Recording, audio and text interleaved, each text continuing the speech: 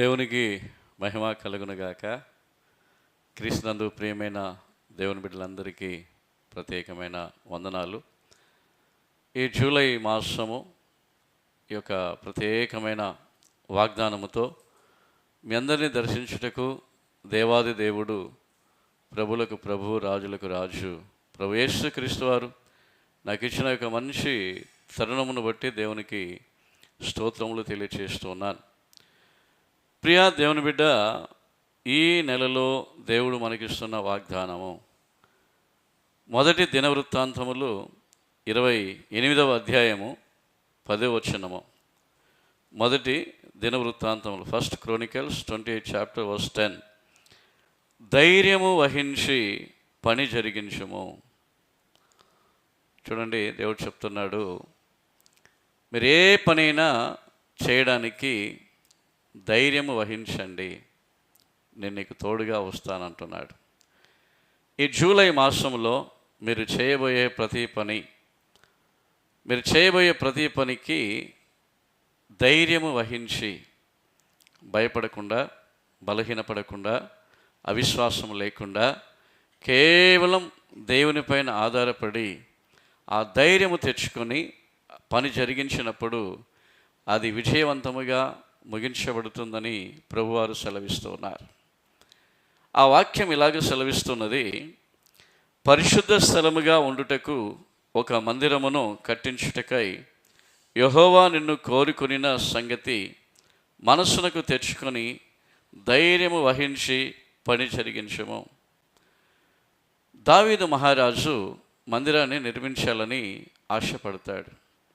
కానీ దేవుడు చెప్పాడు, నీ చేతులు రక్తపు మరకలతో తడిసి ఉన్నది కాబట్టి మందిరము నువ్వు నిర్మించలేవు, నీ కుమారుడైన సొలొమోను ద్వారా నేను మందిరాన్ని కట్టిస్తానని చెప్పి, నేను అతన్ని కోరుకొని ఉన్నాను, సొలొమోనుని నేను కోరుకొని ఉన్నాను, అతడు నా మందిరాన్ని నిర్మిస్తాడని దేవాది దేవుడు దావీదు మహారాజుతో చెప్తూ ఉన్నాడు. అటు తర్వాత మనం చూస్తూ ఉంటే, దావీదు సొలొమోనుకి కొన్ని వస్తువులని, బంగారమును, కొంత వెండిని, అనేకమైన మందిరానికి కావలసిన వనరులను సమకూరుస్తూ సొలొమోనుతో అంటున్నాడు, నా కుమారుడా సొలొమోనా, దేవుడు నిన్ను కోరుకొని ఉన్నాడు కాబట్టి ఆ మందిరమును నిర్మించమని చెప్పాడు. తదుపరి సొలొమోను చక్కగా మందిరాన్ని కట్టడం మనం బైబిల్లో చూస్తూ ఉన్నాం. ప్రియులారా, 2 దినవృత్తాంతములు 15:7లో కూడా మనం చూస్తూ ఉంటే ఒక మాట ఇలాగ వ్రాయబడ్డది, ధైర్యము వహించుడి, మీ కార్యము సఫలమగును. ఈరోజు ప్రభువారు ఎంత చెప్పినా, హెచ్చరించినా అనేక మంది క్రైస్తవులు, దేవుని బిడ్డలు ధైర్యముగా లేకుండా, ధైర్యముగా దేవుడు చెప్పినప్పటికీ కూడా బలహీనులుగాను, లేకుంటే ధైర్యము లేని వారుగాను, పిరికితనముతో బ్రతికే వాళ్ళు ఈరోజు చాలామంది మనం చూస్తూ ఉన్నాం. కానీ దేవుడు చెప్తున్నాడు, ధైర్యము వహించు, నీ కార్యము సఫలమగునని చెప్తూ ఉన్నాడు. ఇంకొక మాటను మనం చూస్తూ ఉంటే, మోషే కనాను దేశమును వేగు చూచుట విషయములో కనాను దేశములోని లోపలికి వెళ్ళి ఆ దేశమును పూర్తిగా సంచరించి ఆ దేశము ఎట్టిదో తెలుసుకోవాలనుకొని ఆశపడుతూ ఉన్నాడు. చూడండి, సంఖ్యాకాండము 13వ అధ్యాయము 17 నుండి ఈ మాటలు రాయబడ్డాయి.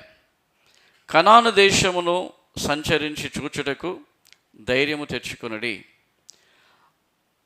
అని మోషే వారితో చెప్పి, ఆ దేశం ఎట్టిదో, దానిలోని నివసించే జనులు ఎట్టివారో, బలము గలవారో, బలహీనులో, కొంచెమైనను లేకుంటే విస్తారమైనదో, వారు నివసించే భూమి ఎట్టిదో, సారవంతమైనదో, నిస్సారమైనదో, అక్కడ చెట్లు ఎలాగూ ఉంటాయో, ఫలములు ఎలాగూ ఉంటాయో, ఆ భూమిని గురించి, ఆ దేశముని గురించి వేగు చూడడానికి ప్రజలను పంపిస్తే వారు 40 దినములు ఆ దేశమును సంచరించి ఆ దేశమును గురించిన వర్తమానమును మోషేకు అందిస్తారు. మరి ఆ దేశంలోనికి వెళ్ళిన వీరు ధైర్యం వహించి ఈ పనిని చేసినట్లుగా మనం ఇక్కడ చూడగలుగుతా ఉన్నాం. కాబట్టి మనం ఏ పని చేసినా ధైర్యం కావాలి. యేసు నాలో ఉన్నాడు, దేవాది దేవుడు నాకు తోడుగా వస్తాడు అని చెప్పి ధైర్యం వహించి మనం పని గావించాలి. ఈ జూలై నెలలో గుర్తుంచుకోండి, దేవాది దేవుడు నీకు తోడుగా వస్తూ ఉన్నాడు. దేవాది దేవుడు నీతో కూడా ఉన్నాడు.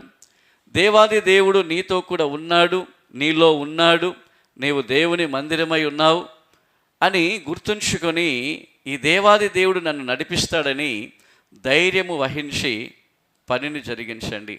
మీరు ఏ పని చేసినా చూడండి, సొలొమోను మందిరం కట్టే పనిలో ధైర్యము వహించి ముందుకు వెళ్ళాడు, విజయాన్ని సాధించాడు. మోషే అక్కడ కనాను సంచారము చేసే విషయంలో కొంతమందిని ఏర్పాటు చేసుకుని పంపాడు. వాళ్ళు ధైర్యముగా వేగు చూచి ఆ రిజల్ట్ తీసుకుని వచ్చి మోషేకు చెప్తా ఉన్నారు. మాత్రమే కాదు ప్రియులారా, మనం చూస్తూ ఉంటే ఇంకను కూడా దేవుని యొక్క నామానికి మహిమగా మనం చూస్తుంటే సువార్త ప్రకటించే విషయంలోనూ మనము ధైర్యముగా ఉండాలి. మొదటి దశలోనికలకు రాసిన పత్రికలో 2వ అధ్యాయం 2వ వచనములో దేవుని స్వార్థ ప్రకటించుటకు మన దేవుని యందు ధైర్యము తెచ్చుకుంటుమి అని. అంటే ధైర్యము ఉంటే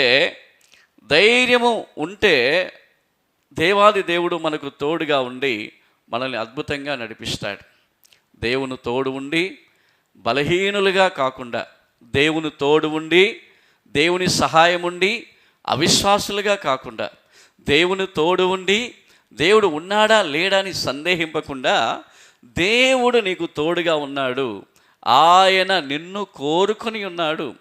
ఆయన నిన్ను కోరుకొని నీ ద్వారా ఏదైతే చేయాలనుకున్నాడో దానిని తప్పకుండా నీ ద్వారానే చేస్తాడు. నీకు అప్పగించిన పనిని నీవు ధైర్యము వహించి నువ్వు చేసినప్పుడు దేవుడు కూడా నీకు గొప్ప అద్భుతమైన ఆశీర్వాదాన్ని నీకు కలిగిస్తాడని ఇక్కడ మనం చూస్తూ ఉన్నాం. కాబట్టి మనం ఈ నెలలో ఇంటి పని అయినను, లేకుంటే మందిరము పని అయినను, లేకుంటే నీ ఉద్యోగము పని అయినను, నీ చదువు అయినను, లేకుంటే నీవు చేసే పని ఏదైనను ధైర్యముతో మీరు చేయండి. దేవుడు మీకు తోడుగా ఉండి గొప్ప అద్భుతాలను చేయబోతూ ఉన్నాడు. ఈ యొక్క ధైర్యము ఉంటే ధైర్యము వలన కలుగు కొన్ని లక్షణాలని, కొన్ని లాభాలను కూడా బైబిల్ సెలవిస్తూ ఉంది.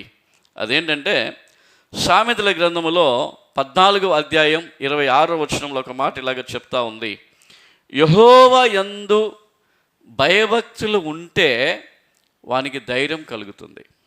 ధైర్యం ఎలా కలుగుతుంది? దేవునికి భయపడితేనే ధైర్యం కలుగుతుంది. దేవునికి భయపడకుండా నామకార్థముగా నేను కూడా దేవుని బిడ్డను అని చెప్పి, లేకుంటే యేసుక్రీస్తు నమ్మాను, బాప్తిసం తీసుకున్నాను, లేకుంటే మా అమ్మ నాన్న మందిరానికి వెళ్తున్నారు, నేను కూడా వెళ్తున్నాను అని చెప్పి మన ఆచార ప్రకారమైన భక్తి వలన ధైర్యం కలగడం లేదు. దేవునికి భయపడుట వలన మనకు ధైర్యం కలుగుతుంది.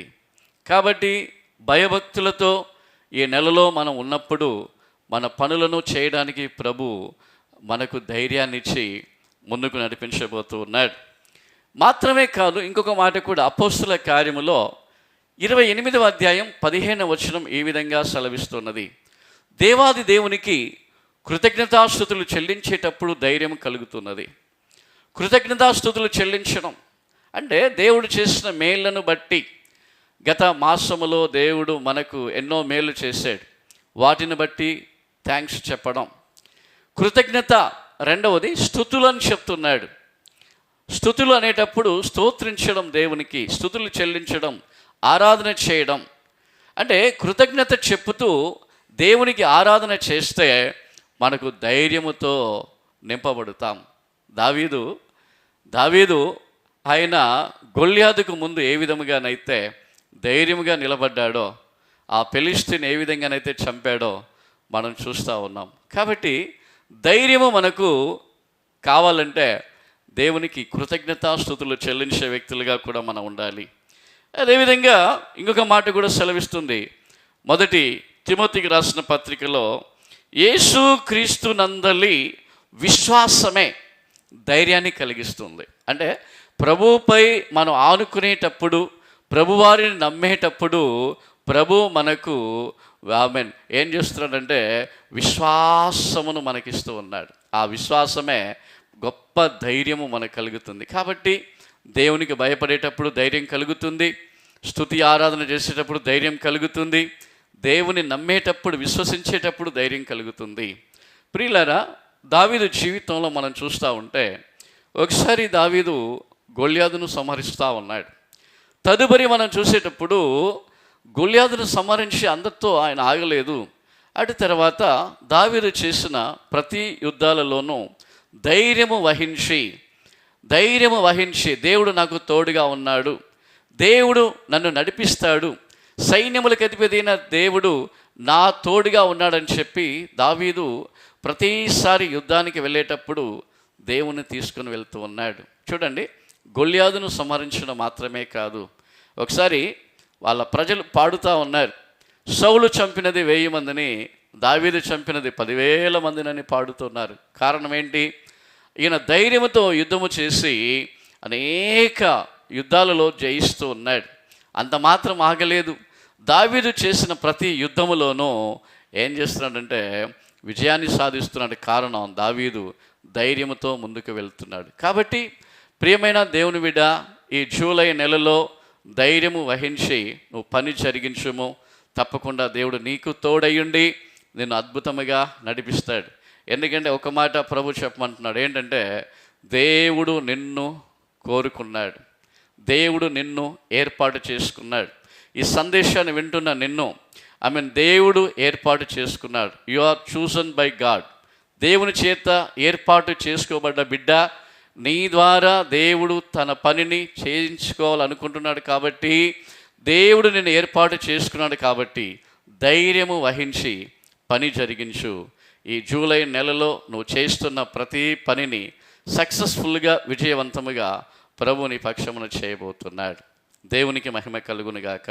ప్రార్థన చేసుకుందాం. ఈ జూలై నెల వాగ్దానము మన కుటుంబంలోను, మన పనులలోను, మన చేతితో చేయబోతున్న ప్రతి పనులను దేవుడు చక్కగా అద్భుతంగా నడిపించే రీతిగా చిన్న ప్రార్థన చేసుకుందాం. అందరూ తల్ల వంచినట్లయితే కళ్ళు మూసి ప్రార్థన చేసుకుందాం. మహోన్నతుడా, జీవాధిపతి, ఈ జూలై నెల వాగ్దానము ధైర్యము వహించి పని జరిగించుము అని చెప్పబడ్డ యొక్క వాగ్దానాన్ని బట్టి స్తుతిస్తూ ఉన్నాం. సొలొమోను మహారాజుని మీరు కోరుకొని పరిశుద్ధ స్థలముగా ఉండుటకు మందిరమును నిర్మించమని మీరు చెప్పిన రీతిగా నా ప్రభువా, మీ నా మహిమలో ఈ సందేశాన్ని వింటున్న అందరినీ కూడా మీరు కోరుకొని ఉన్నారు. వారి వారి పరిచర్య చేయుటకు మీరు కోరుకొని ఉన్నారు. వారి వారి పనులు చేయుటకు మీరు కోరుకొని ఉన్నారు. దేవునికి రాజ్య వ్యాప్తి విషయములో స్వార్థ చేయుటకు మీరు కోరుకొని ఉన్నారు. యుద్ధము చేయుటకు మీరు కోరుకొని ఉన్నారు. ప్రభువా తండ్రి, ఏ బిడ్డలైతే ఈ నెలలో ఏ పని అయితే చేయబోతున్నారో అవన్నీ విజయవంతముగా జరిగించబడునుగాక. అవి ఇండ్లు కావచ్చు, అవి ఉద్యోగాలు కావచ్చు, అవి చిన్న పనులైనను పెద్ద పనులైనను సమస్తము నజరేతుడైన యేసుక్రీస్తు వారి నామమున విజయవంతముగా జరుగునుగాక. ప్రభువా, మీరు కోరుకున్న బిడ్డలకు తోడుగా మీరుండి అద్భుతముగా నడిపించి ఆశీర్వదించండి. ప్రార్థన విన్నందుకు వందనములు. అలాగే జూలై నెలంతా కూడా ఈ బిడ్డల్ని మీరు దీవించి ఆశీర్వదించి గొప్ప కార్యములు చేయుదురుగాక. ప్రభు యేసుక్రీస్తు వారి నామములో ప్రార్థించి వేడుకుంటూ ఉన్నాము తండ్రి. ఆమేన్, ఆమేన్. దేవునికి మహిమ కలుగునుగాక. క్రీస్తునందు ప్రియమైన దేవుని బిడ్డలారా, ఇలాంటి ఆత్మీయమైన సందేశాలు ఎన్నో వినడానికి మా channel Beracah divine and revival ministries అనే ఛానల్ని సబ్స్క్రైబ్ చేయండి, లైక్ చేయండి. మీరు పొందిన ఆశీర్వాదాలు ఇతరులు కూడా పొందుకునే రీతిగా ఇతరులకు షేర్ చేయండి. మీ అందరూ ప్రభు నామమున ఆశీర్వాదకరంగా ఉండాలని నా నిండు మనసుతో మిమ్మల్ని ఆస్వాదిస్తున్నాను, నిండు మనసుతో నేను కోరుకుంటూ ఉన్నాను. కాబట్టి ఈ ఛానల్ విషయంలో మీరందరూ కూడా సబ్స్క్రైబ్ చేసి ఇతరులకు షేర్ చేయండి, లైక్ చేయండి. ప్రభు మీ అందరినీ దీవించును గాక. ఆమేన్. అందరికీ వందనాలు.